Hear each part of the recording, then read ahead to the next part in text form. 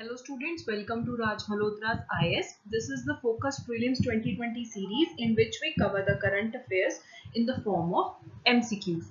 Today we will be discussing the current affairs of December 2019. Consider the following statements regarding Subramaniam Bharati. First, he was a poet, freedom fighter, social reformer from Tamil Nadu. Second, in 1949, he became the first poet whose works were nationalized by the state government. He declared that there were only two castes, men and women.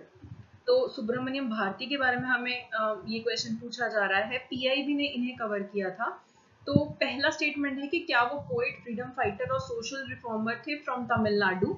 तो ये statement बिल्कुल सही है।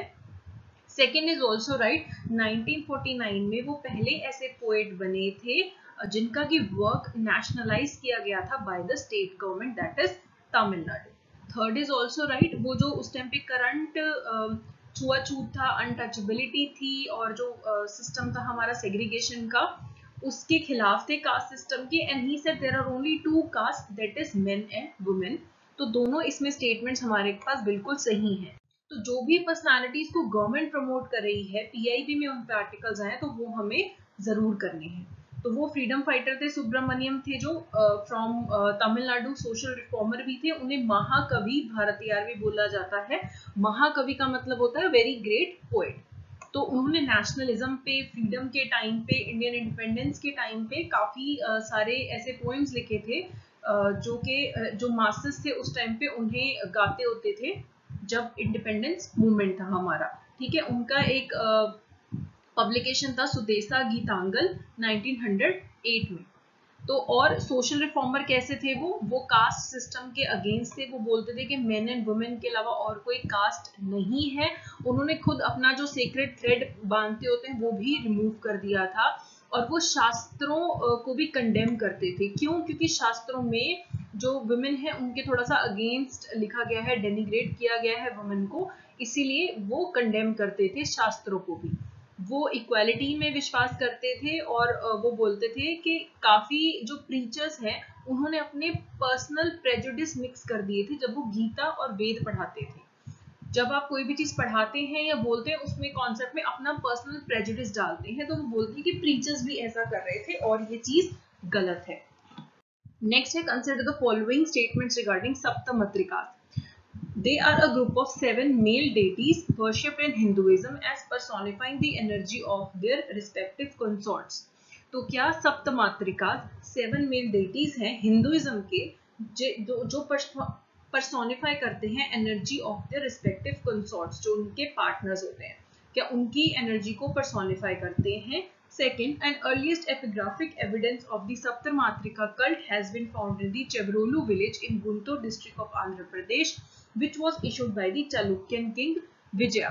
तो क्या ये जो सप्तमात्रिका cult है इसका एविडेंस गुंटूर डिस्ट्रिक्ट में आंध्र प्रदेश में पाया गया है, चेब्रोलू विलेज में, जिसे कि चालुक्यन किंग विजय ने इशू किया था। तो पहला स्टेटमेंट गलत है क्योंकि ग्रुप ऑफ फीमेल जो भगवान थे उनका 7 जो फीमेल हमारे गॉडेसेस थे उनका ग्रुप था जो कि अपने जो कंसॉर्ट्स थे उनकी एनर्जी को पर्सोनिफाई करते थे। ठीक है, तो ये वाला स्टेटमेंट हमारे पास बिल्कुल गलत है। जैसे विष्णु जी के साथ लक्ष्मी जी थी, ब्रह्मा जी के साथ सरस्वती थी, जो और शिव के साथ हैं हमारे जो पार्वती जी हैं। ठीक है, तो ऐसे 7 मेल जो फीमेल डेटीज हैं उनका ग्रुप है ये। Second is wrong.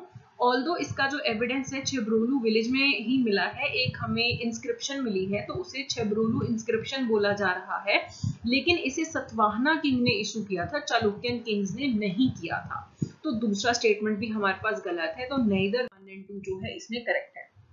तो अब ये काफी न्यूज में रहा है क्योंकि इसे अभी अर्लीस्ट एपिग्राफिक एविडेंस माना जा रहा है फॉर द सप्तमात्रिका कल्ट। एएसआई ने इसे फाउंड किया है इन दी चेब्रोलू विलेज, तो इसे चेब्रोलू इंस्क्रिप्शन बोला जा रहा है। इसमें संस्कृत और ब्राह्मी के कैरेक्टर्स हैं। सतवाहना किंग विजया ने इन्हें इशू किया है। तो इसमें रिकॉर्ड किया जाता है कि उस टाइम पे टेम्पल, मंडप और कांग्रेगेशन कैसे होता था। तो ये सब कुछ जो है उस इंस्क्रिप्शन में मेंशन किया गया है। इससे पहले जो है नागार्जुनकोंडा इंस्क्रिप्शन है इक्ष्वाकु किंग का, बोला जाता था कि वो सबसे पुराना संस्कृत इंस्क्रिप्शन है, लेकिन अब ये उससे भी पुराना इंस्क्रिप्शन हमारे पास आ चुका है। तो ये आपको जरूर याद रखना है, इसे अर्लीस्ट संस्कृत इंस्क्रिप्शन बोला जा रहा है इन साउथ इंडिया। और ये किससे रिलेटेड है? सप्तमात्रिका से, जो कि 7 फीमेल डेटीज का ग्रुप है, जैसे Brahmani of Brahma, Maheshwari of Shiva, Kumari of Kumar, Vaishnavi of Vishnu, ठीक है, वराही ऑफ वराहा, इंद्रानी ऑफ इंद्र, ठीक है, यमी ऑफ गॉड यम। तो ये सब आपको याद रखना है। सप्तमात्रिका का मेंशन जो है कदंबा कॉपर प्लेट्स में भी है, चालुक्यन और ईस्टर्न चालुक्यन कॉपर प्लेट्स में भी है, ठीक है। तो सतवाहना से भी रिलेटेड है, चालुक्य से भी रिलेटेड है, ईस्टर्न चालुक्य से भी रिलेटेड है ये। Next is consider the following statements regarding Swami Shraddhanand. He, along with Swami Dayanand, founded the Arya Samaj. He wrote the book Hindu Sangathan, where he justified the practice of untouchability. तो स्वामी श्रद्धानंद जो है उनसे related पहला statement गलत है। स्वामी सरस्वती, जो दयानंद सरस्वती हैं, उन्होंने आर्य समाज फाउंड किया था, स्वामी श्रद्धानंद उनसे बाद में जुड़े थे। तो पहला स्टेटमेंट गलत है। दूसरा स्टेटमेंट भी गलत है। दूसरा स्टेटमेंट क्यों गलत है? क्योंकि ऑल्दो हिंदू संगठन जो बुक है वो स्वामी श्रद्धानंद ने लिखी थी, लेकिन उन्होंने अनटचेबिलिटी की प्रैक्टिस की अगेंस्ट बोला था, उन्होंने कभी भी उसको जस्टिफाई नहीं किया है। तो इसमें भी दोनों स्टेटमेंट्स आपके पास बिल्कुल गलत है, ठीक है। तो आर्य समाज जो है वो स्वामी दयानंद सरस्वती ने फाउंड किया था, श्रद्धानंद बाद में आर्य समाज से जुड़े थे। उन्होंने बोला था कि अनटचेबिलिटी जो है it is a curse and blot on the reputation of Hindu, ठीक है। अब आर्य समाज क्या था? ये एक हिंदू रिफॉर्म मूवमेंट थी और they believed in the infallibility of the authority of Vedas, की जो वेदास में है वही सत्य है, अंतिम सत्य वही है जो वेदास में दिया गया है, ठीक है। एंड इन्होंने एक भगवान की बात की थी, वन गॉड की बात की थी, और rejected the worship of idols. Next, consider the following statements regarding dolphins in India. Dolphins have been included in the Schedule 1 of the Indian Wildlife Protection Act 1972. तो क्या dolphins को Schedule 1 के अंदर प्रोटेक्ट किया गया है? The Gangetic River dolphins can live only in fresh water and are blind and catch their prey in a unique manner using ultrasonic sound waves. Third, Punjab has declared Gangetic dolphin as its state aquatic animal. पहला statement बिल्कुल सही है, dolphins को highest protection दिया गया है under schedule 1 of the Indian wild life protection act. Second is also right, Gangetic dolphins होती हैं, ये फ्रेश वाटर में ही रहती हैं और दे आर ब्लाइंड होती हैं, ऑलमोस्ट ब्लाइंड होती हैं, और जैसे बैट्स जो है अल्ट्रासोनिक साउंड वेव्स यूज करते हैं, वैसे ही गंजेटिक रिवर डॉल्फिन्स भी अल्ट्रासोनिक साउंड वेव्स ही यूज करते हैं। तीसरा स्टेटमेंट गलत है, पंजाब ने इंडस जो डॉल्फिन है उसे अपना स्टेट एक्वेटिक एनिमल डिक्लेयर किए हैं, ना कि गंजेटिक को, क्योंकि पंजाब में गंगा कहाँ से आई है? तो Gangetic dolphin Ganga river system में मिलता है। इंडस जो डॉल्फिन है वो इंडस रिवर सिस्टम में मिलता है। पंजाब में जो ब्यास रिवर है वहां पे इंडस डॉल्फिन मिलते हैं, तो उन्होंने उसे अपना स्टेट एक्वेटिक एनिमल डिक्लेयर किया है। तो करेक्ट आंसर है इसमें A1 and 2। गंगा जो प्रोजेक्ट डॉल्फिन है वो लॉन्च किया जाएगा on the lines of project tiger, ताकि जो डॉल्फिन्स की जो पॉपुलेशन है उन्हें इनहेंस किया जाए। अभी इन्हें इंडियन वाइल्ड लाइफ एक्ट के अंडर प्रोटेक्शन मिलता है, साइट्स के अंडर प्रोटेक्शन मिलता है, और IUCN की जो रेड लिस्ट है उसमें ये एंडेंजर्ड है, ये भी आपको याद रखना है। ये पाए जाते हैं हमारे पास असम, यूपी, मध्य प्रदेश, राजस्थान, बिहार, झारखंड, वेस्ट बंगाल, ठीक है। तो पूरा एक आप अगर लाइन ड्रॉ कर इंडिया के मैप से, राजस्थान से लेके ऐसे, तो फिर वहां पे गंजेटिक डॉल्फिन पाई जाती है, और जो इंडस डॉल्फिन है वो इंडस रिवर सिस्टम में पाई जाती है। Next is Kaleshwaram project recently seen in news is built on which of the following river. Kaleshwar river जो है उसको स्टेट गवर्नमेंट जो है तमिलनाडु की, उन्होंने बोला है उसे नेशनल प्रोजेक्ट बनाया जाए, ठीक है, तो इसलिए न्यूज में था। तो कालेश्वरम प्रोजेक्ट जो है ये रिवर गोदावरी पे पाया जाता है। कालेश्वरम प्रोजेक्ट जो है it is an offshoot of the original Pranahita Chevella lift irrigation scheme. It is on the Godavari river, और इसको नेशनल प्रोजेक्ट बनाने की बात इसलिए की जा रही है क्योंकि जब एक नेशनल प्रोजेक्ट डिक्लेयर कर दिया जाता है तो 90% ऑफ द एस्टिमेटेड कॉस्ट जो है वो आपको सेंट्रल ग्रांट की फॉर्म में मिलता है। ठीक है, नेक्स्ट है India's first maritime museum is being established in which of the following states. India में पहली बार मैरीटाइम म्यूजियम एस्टैब्लिश किया जा रहा है, तो वो कौन सी स्टेट में एस्टैब्लिश किया जा रहा है, वो है सी गुजरात। नेक्स्ट इसमें जो सोल्यूशन आपको बता दिया सी गुजरात है। लोथल जो है आपको पता है इंडस वैली सिविलाइजेशन से भी रिलेटेड है, वहां पे उस टाइम पे भी सी पोर्ट था हमारे पास। ठीक है, तो वहीं पे हम अपना नेशनल मैरीटाइम हेरिटेज म्यूजियम जो है वो इस्टेब्लिश करने वाले हैं। It will be a research centre for archaeology of boat building, और मैरीटाइम जो हमारी हिस्ट्री है उसके बारे में बताया जाएगा, उस टाइम पे ट्रेडिंग कैसे होती थी वो सब भी यहाँ पे बताया जाएगा। Next is the famous Hornbill Festival is held annually in which of the following states? तो जो हमारा हॉर्नबिल फेस्टिवल है वो एनुअली कहाँ पे मनाया जाता है? तो जो हमारा हॉर्नबिल फेस्टिवल है वो नागाज जो ट्राइब है वो सेलिब्रेट करता है इन नागालैंड। अब ये हर साल होता है और ये जो नागास के हेरिटेज और ट्रेडिशंस है उनको सेलिब्रेट करने के लिए है। एनुअली दिसंबर में इसे सेलिब्रेट किया जाता है, इसे फेस्टिवल ऑफ फेस्टिवल्स बोला जाता है। यहाँ पे जो बर्ड हॉर्नबिल है उसे ट्रिब्यूट दी जाती है। उसके बाद हमारा जो इसका ऑर्गेनाइजेशन है वो state tourism of art and culture department करता है along with the union government. Next is with reference to the Ellora caves consider the following statements. तो इसमें से कौन सी स्टेटमेंट जो है वो एलोरा केव्स के रिगार्डिंग सही है? पहला, these are group of 34 Buddhist caves. Second, these are also known as the Pandavleni caves.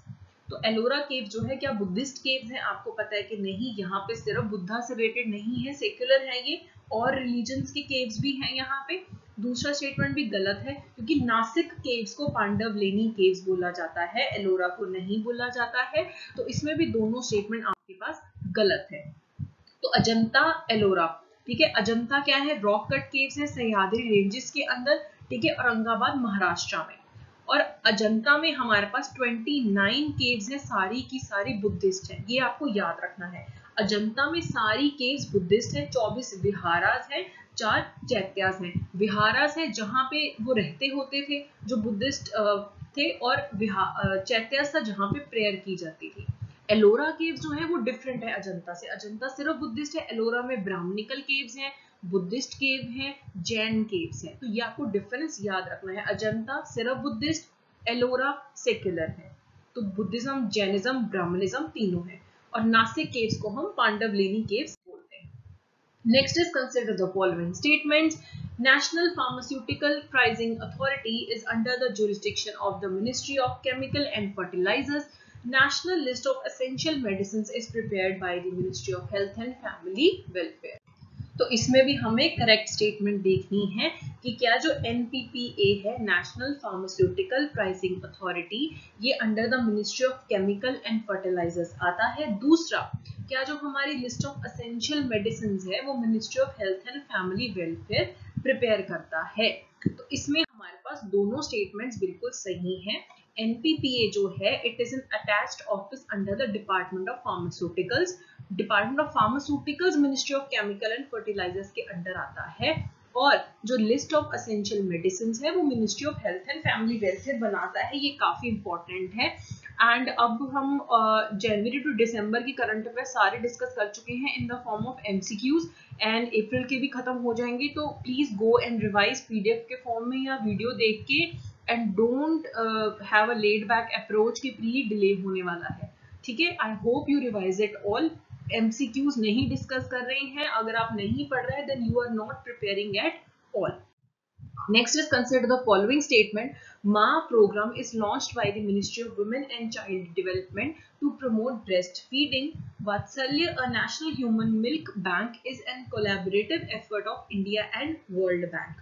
तो ब्रेस्ट फीडिंग जो है वो बहुत अच्छी मानी जाती है for the growth of a child, तो उसे इंडियन गवर्नमेंट प्रमोट कर रही है। तो इसमें दोनों ही स्टेटमेंट्स गलत हैं क्योंकि जो माँ प्रोग्राम है ये ministry of health and family welfare लेके आया है, वुमेन एंड चाइल्ड डेवलपमेंट नहीं लेके आया है।